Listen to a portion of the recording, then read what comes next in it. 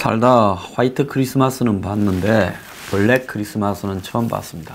지난 그 크리스마스 휴일이 24일하고 25일에는 각각 미국과 일본의 정시가 열렸습니다. 근데 한국보다 늦게 열린 미국 정시에서 대폭락이 일어났고 일본 정시도 대폭락을 했습니다. 자, 여러 가지 트럼프의 입이 질은 화근이 바탕이 되어서 이런 일이 일어났는데요.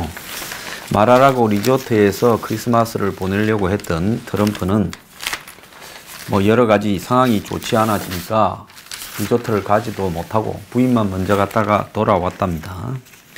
그런데 이 사람이 트럼프가 트위터에 I am all alone in the White House. 나는 이 백악관에서 혼자 있었다. 그리고 all alone 뒤에 포함이 불쌍한 나라고 자기 연민에 빠진 이 폭탄 트윗을 여러 차례 날렸다고 합니다. 자, 그런데 지금 트럼프의 심리나 이런 부분들이 여러 가지로 매우 불안정하다고 보는데요. 자, 지금 연말로 유엔 대사로서 북한에 대한 압박을 주도해온 니키 헤일리가 그만둡니다. 자, 매티스 장관도 트럼프가 잽싸게 대행을 부장관으로 임명하는 바람에 이제 매티스도 2월 말까지 마무리해놓고 간다다가 그냥 12월 31일부로 그만두게 됐습니다. 자, 이 와중에 한국과 지금 미국 사이에는 주한미군 주둔 분담금 협상이 진행되고 있고요. 또 트럼프가 여러 차례 주한미군 문제나 주한미군 분담금 문제를 거론하며 주한미군은 흔들 때 매티스는 3차 세계 전쟁을 막기 위해서 한국에 미군이 있다라고 설득을 했었습니다. 자, 그런데 이런 매티스도 떠나게 되면서 주한미군 주둔 분담금에서 트럼프가 150에서 200% 정도 올려라. 이렇게 한국 측에 요구하고 있습니다. 자, 문 정권이나 과거 노무현 정권은 이 미국과의 주한미군 주둔 분담금 협상 문제에서 밖으로 돌아가는 상황들을 유출하고 미군이 넘겨준 기지에 환경 오염이 있고 더 나아가서 미군이 받아간 분담금을 쓰지도 않고 남겨놓고 이자 장사를 한다. 이런 식으로 말들을 퍼뜨리면서 주한미군 주둔 분담금 문제를 반미 친북 세력들의 활개를 치게 하는 또 다른 요인으로 협상 과정에서 흔히 이용을 했습니다. 자, 그런데 지금 미국 쪽에서도 자칫 잘못하면 이 분담금 문제에서 시작된 문제가 주한미군에 한 6,500명 정도의 줄이는 이런 양상으로 갈 수 있지 않겠는가. 미국 상하원에서 국방수권법안 2019에 붙여서 주한미군을 무슨 80% 이하로인가 줄일 때는 반드시 의회의 동의를 받아라 해서 22,000명으로 정했지만은 그럼 그 22,001명까지 줄일 때는 그냥 트럼프 마음대로 줄일 수 있는 겁니다. 그래서 이 배치를 하는 과정에서 있는 사람을 보내고 오는 사람을 숫자를 줄이게 되면 이 부분은 판단의 에러를 갖고 와서 즉 북한이나 문재인이 판단을 실수하겠죠. 실수가 아니라 사실대로 보는 거라고 또 봐야 되겠죠. 자, 미국이 한국에서 발을 빼려고 하는구나 생각하면서 이 사태를 악용할 수 있다고 보고 있습니다. 자, 이 한편으로 오늘 철도 착공식이 열립니다. 철도뿐만 아니라 철도 도로가 합쳐져서 착공을 오늘 한다라는 거죠. 실제 공사는 하지 않는 상징적인 착공식이라는데 이것이 무슨 의미가 있는지 모르겠습니다. 벌써 오늘 아침에 서울역에서 김현미 국토부 장관, 조명균 통일부 장관, 민주당 이해찬 대표 등 남측 참석자 100명이 서울역에서 특별 열차를 타고 개성에 있는 판문역을 향해서 떠났습니다.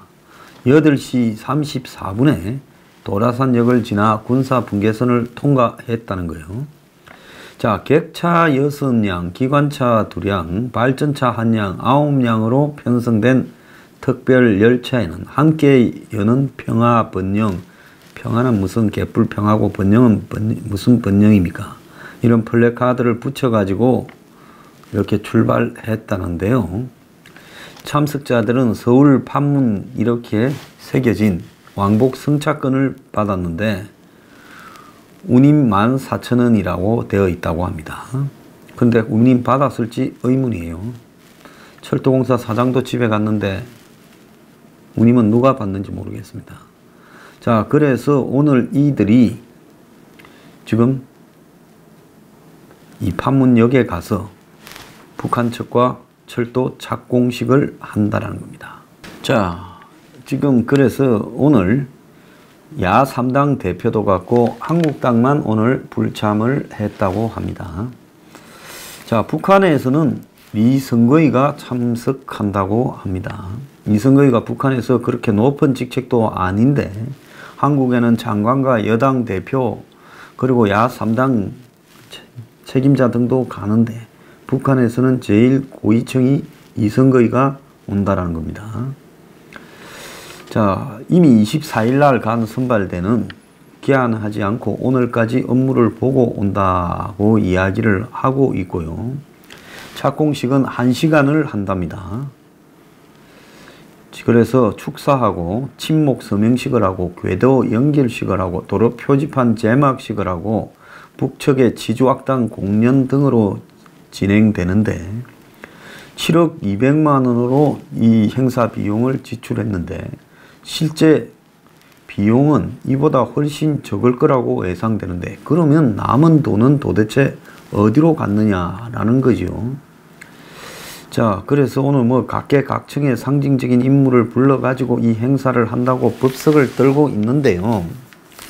최근에 미국이 보면 이 북한에 상당히 유화적인 조치를 취해주면서 메티스도 잘랐습니다. 북한 입장에서 보면 말로 세게 이야기를 하고 온탕냉탕을 반복하는 트럼프 같은 인물보다는 한결같이 원칙적으로 북한에 대한 제재 압박을 유지해야 된다면서 또 북한과의 전쟁은 무리가 있다라고 이야기하는 메티스 같은 인물이 훨씬 부담스러울 거라고 봅니다. 왜? 현실을 그대로 잘 파악하는 인물이니까요. 근데 북한 입장에서는 지금 메티스도 사라졌습니다. 자, 미국은 최근에 이 비건이 한국에 한 3박 4일 와서 철도 착공식도 허가해주고 또 미국의 인도적 지원을 위한 북한 여행도 이렇게 허용한다. 이렇게 이야기를 하면서 이제 비건 보고가 뭐라 됐는지 모르지만 트럼프는 북한과 진전이 이루어지고 있다고 크리스마스 때 했던 수많은 폭풍 트윗 속에 이 말도 넣었습니다. 또 그러면서 다른 한편으로는 미국이 부유한 국가에 군대 보조금을 주고 있다라는 이런 표현까지도 썼어요. 우리는 전 세계 많은 매우 부유한 국가의 군대에 실질적인 보조금을 지급하고 있는데 이들 국가는 무역에서 미국의 납세자들을 완전히 이용하고 있다.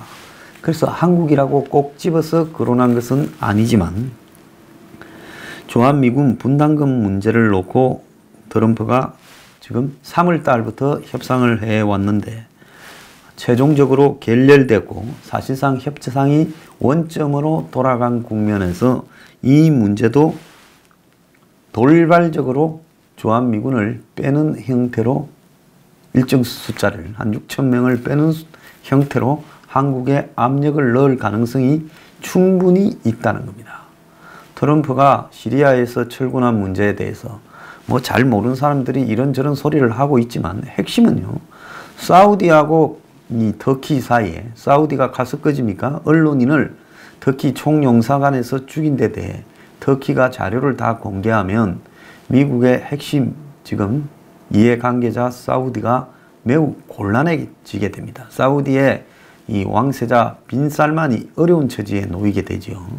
그러니까 트럼프가 이 터키에 무기 좀 팔고 또 이 사우디의 빈 살만이 저지른 그런 언론인 살해에 대해서 눈 감아주고, 그러면서 터키의 핵심적인 이해관계인 쿠르드족 문제를 미군이 발을 빼므로써 터키가 쿠르드족 시리아 북부 근거지들을 공격하게 만드는 문제다. 터키는 자국 내에 있는 한 20%가 넘는 쿠르드족과 또 시리아, 이라크, 이란에 있는 그 터키와 접경하고 있는 쿠르드 지역에 대해서 가장 큰 사활적 이해관계를 갖고 있는 겁니다. 그러니까 트럼프의 사이 쿠슈너가 지금 최고의 실력자인데, 이 친구가 지금 사우디 빈 살만과 매우 밀착되어 있고 이스라엘까지 연계하고 있죠. 이런 상황에서 사우디의 이해관계를 들어주기 위해서 결국은 지금 사우디와 껄끄러운 터키를 달래기 위해 이 미군을 뺐다. 저는 개인적으로 그런 부분이 강하게 작용하고, 또 그 효과를 가지고 한국이나 일본이나 독일이나 나토에 결국은 미군 주둔 문제에 대한 분담금 강화를 압박하는 그런 형태까지도 지금 하고 있다, 이렇게 보고 있습니다. 자, 비건은 트럼프한테 제가 가서 시킨 대로 한국에 유화책을 해줬습니다. 오늘 철도 착공식도 한다 그러고요. 더 나아가서 북한에 좀 풀어주는 척을 했으니 김정은이 절마가 1월 1일 날에는 아마 정상회담 하자라고 신년사를 발표할지 모릅니다. 이런 식으로 보고했을 가능성이 있다 봅니다.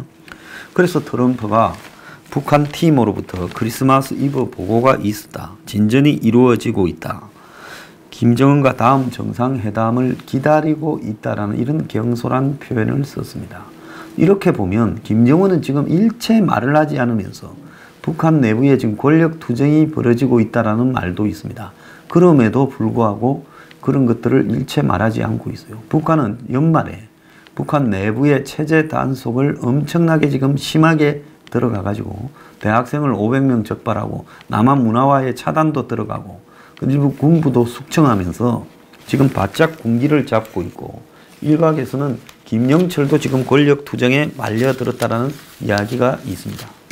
심각한 권력 투쟁이 벌어지고 있고, 지금까지 파워맨이었던 김영철이 지금 몰락하는가 하는 이야기까지도 나오고 있습니다. 자, 우리는 김영철이 김정은의 2인자라고 확고하게 생각하고 있었지만은, 저렇게 30대 초반의 1인이 지 마음대로 다스리는 북한에서 그야말로 21세기의 유일한 전제 왕권이죠. 자, 이런 나라에서 2인자라는 것은 항상 숙청당할 수 있는 의심과 또 배신의 이런 위험에 시달리는 위치에 있습니다. 그래서 김영철이 미국 측에 자기 신상과 관련해서 청탁을 했다라는 이야기도 나오고 있어요. 자, 11월 초부터 그런 이야기가 나왔는데 폼페이오하고 김영철이하고 고위급 회담이 무산되면서 이야기가 나오기 시작했는데, 김영철이 협상 파트너인 미국 인사니까 그게 누구겠어요? 폼페이오겠죠. 폼페이오한테 미국 문제도 내가 관장할 수 있게 해달라고 로비를 한 정황이 드러났다고 이렇게 보도가 나오고 있는데, 이때 김영철이 폼페이오에게 직접 둘이 만날 때는 그런 말을 못하죠. 김영철도 감시당하고 있으니까. 그래서 김영철이 접촉한 미국 측 인사가 이 한국계 앤드루 김, 그러니까 폼페이오가 CIA 국장할 때부터 데리고 있었던 앤드루 김 한국계 이 교포죠. 이 사람한테 이야기를 했다라는 겁니다. 자기가 이 미국 회담 담당에서 벗어나게 되면 자신의 위치가 흔들리게 된다. 이렇게 지금 김영철이 보고 그랬겠지요. 그래서 김영철이 지난 6월 초에는 백악관도 방문해서 캐딜락 경호도 받고 이랬는데, 결국은 김영철이 최근에 뭔가 불안감을 느껴서 대미청탁 무리수를 뒀고, 또 지금 북한 안에서 나오는 것은 노동당의 조직과 간부 인사 비리를 관장하는 최용해 당 부위원장 겸 조직 지도부장이 최근에 칼을 뽑아 들어서 이 대남 대미 접촉 과정에 대한 검열을 하고 있다. 이런 이야기까지 나옵니다. 이 말은 무슨 말인가 하면 김정은의 입장이나 북한 노동당 입장에서 봤을 때는 올해 안에 종전선언을 하고 더 나아가서 평화협정의 궤도에 올라서고 대북 제재가 완화되고 한국이 북한에 경협을 해서 많은 돈이 들어오기 시작하고 개성 금강산도 열리고 이렇게 될 거라고 봤는데 북한 입장에서 보면 되는 게 제대로 없다라고 보고 이 문제 제기가 되었고 그래서 지금까지 북한이 해왔던 부분에 대해서 내부의 검열에 즉 감찰에 들어갔고 그러면서 북한의 백두혈통 즉 김일성과 같이 싸운 최현 인민무력부장의 아들인 이 최용해가 자신의 지위를 위협할 우려가 있는 김영철을 견제에 들어간 거 아니냐. 이거를 놓고 1년 전에 황병서가 숙청된 것과 비슷한 일이 지금 벌어지고 있는 것 아니냐. 지금 그런 이야기까지도 나왔습니다. 자, 이 최용해가 황병서의 비리 사실을 김정은에게 직보해서 해임시키고 농장으로 내쫓은 부분이 지금 북한에서 김영철에게 대미 대남 협상 실패를 물어서 또 다르게 지금 북한에 뭔가 권력 투쟁이 벌어지고 있는 게 아닌가 하는 겁니다. 그래서 또 다른 이야기로는 김정은 여동생 김여정의 노동당 1부장의 직속 상관이자 선전 선동 분야 총책임자인 박강호 노동당 부위원장이 지금 두 달이 넘게 모습을 감췄다는 겁니다. 그래서 박강호가 이렇게 보이지 않고 있다는 것은 북한 내부에 숙청이 진행되고 있는 거 아니냐. 이런 이야기를 또 유발시키고 있습니다. 근데 지난 12월 16일 날 자기 아버지 7주기 참배식 때 김영철이 보여기는 보였습니다만은 정은의 좌우에는 자, 오른쪽에는 최용해, 왼쪽에는 이수용 당 부위원장 겸 외교 담당 국무위원. 이수용이는 김정은이 스위스 유학 시절의 현지 대사, 즉 그때는 이름이 이철로 후견인을 맡았습니다. 그래서 이 최용해에게는 내치, 외교는 이수용에게 나눠 맡기고 지금 김영철을 이제는 한번 지켜보겠다라고 해서 거리를 좀 두고 지켜보다가 지금 남북관계나 미북관계가 잘 안 될 경우에는 김영철의 책임 문제가 거론되지 않겠나 이런 이야기까지 나오고 있습니다. 미국의 트럼프 입장에서는 내년 3월까지 어떤 식으로든지 대화 프로세스를 해가겠다 이렇게 이야기를 하고 있고 자 그러면서 이 크리스마스 이브에 북한 관련 문제를 보고받았다고 공개한 것도 한 정치적 이벤트로서 김정은의 나름대로 최선을 다하고 있으니 빨리 복귀하라라는 신호를 보내고 있다. 이렇게 지금 해석이 되고 있고요. 자, 그러면서 이 북한이 미국의 이런 이 최근에 온건한 사인에 호응을 해서 신년사에서 상응 조치를 하게 될 때는 더 많은 미끼를 너한테 던져줄 수 있다. 이런 신호를 미국이 자꾸 보내고 있는데요. 이럼에도 불구하고 북한이 내년 3월까지 이런 신호에 답을 하지 않는다면 모든 것은 북한의 책임이 있다. 이런 메시지도 지금 이렇게 같이 보내는 거다라는 이야기도 있습니다. 최근에 이 트럼프 주변 인사들이 김정은과 관련해서 하는 말 중에 하나가 회의론과 좌절론입니다. 1년간 공들인 대화 노력을 한꺼번에 무너뜨릴 수 없는 만큼 트럼프 행정부 차원에서 마지막 대화 스포트에 나섰다.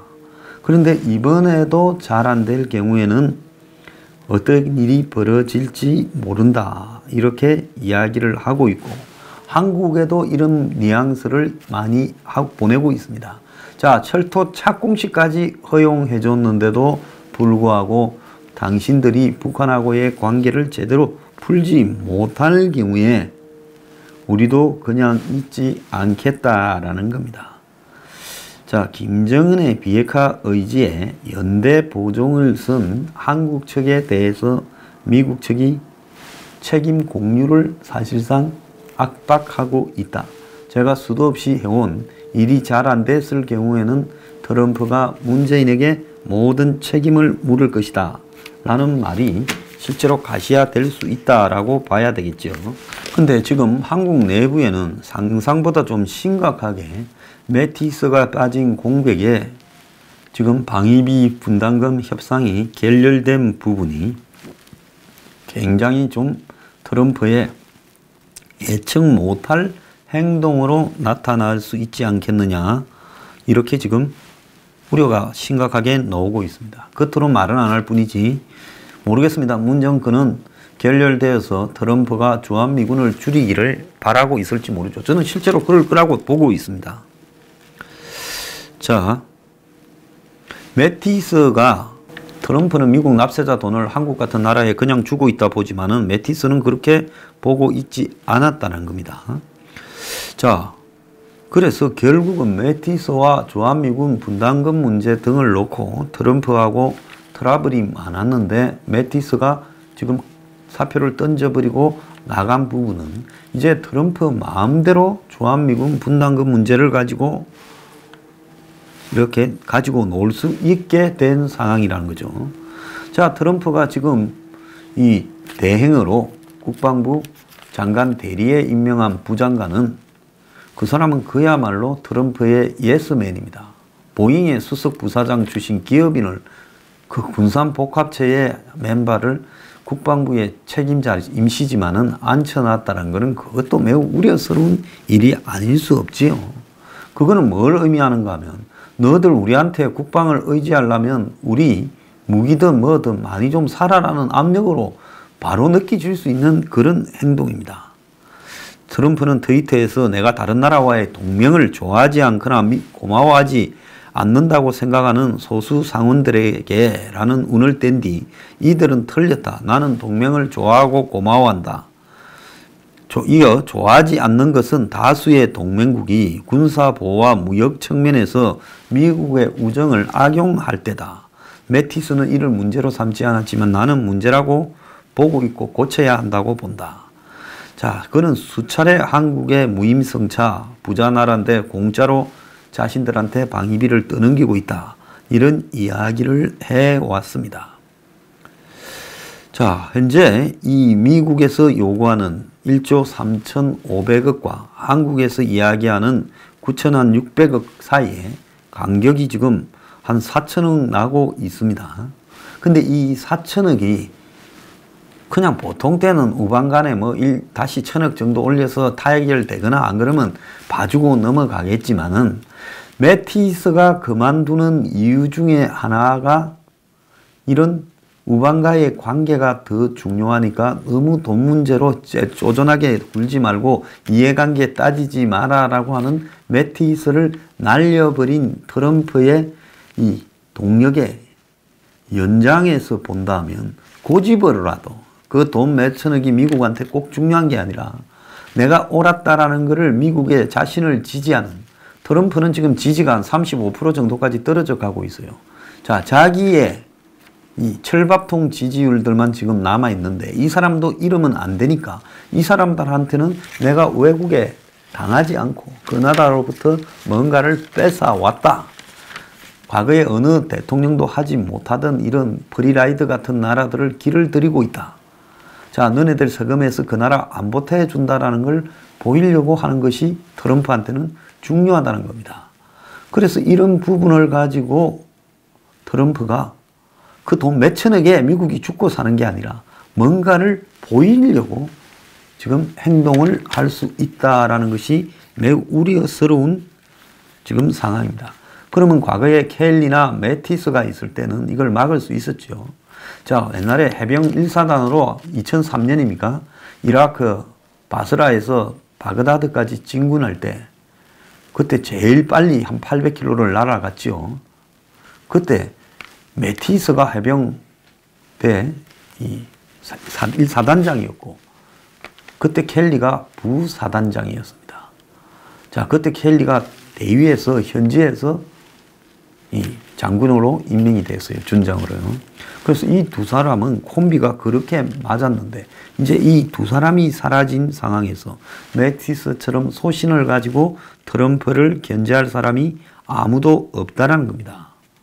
자, 미국의 트럼프 지지층은요, 세계 질서나 동맹이 어떻게 되든 트럼프가 시리아, 아프간에서 철수를 한다 한 데 대해서 공약을 지키고 있다고 매우 기뻐하고 있다는 겁니다. 자, 트럼프가 미국의 아들, 딸을 한국에서 집으로 돌아오게 만들겠다. 이렇게 내걸고 2020년 대선에 전에 실질적으로 그걸 일부 실천에 옮기면 매우 유리할 수 있죠. 그래서 한국의 주한미군의 지위에 대한 변동을 시도할 가능성이 있기 때문에 이것에 대해서 매우 유의해야 된다는 겁니다. 지금 상당히 불확실성의 시대에 접어들었다 이렇게 볼 수 있습니다. 자, 이 와중에 지금 철도 착공을 하겠다. 지금 기가 찬 이야기입니다. 한국의 안보가 어떻게 될지 한 치 앞을 내다볼 수 없는데 지금 철도 착공을 운운하고 있습니다.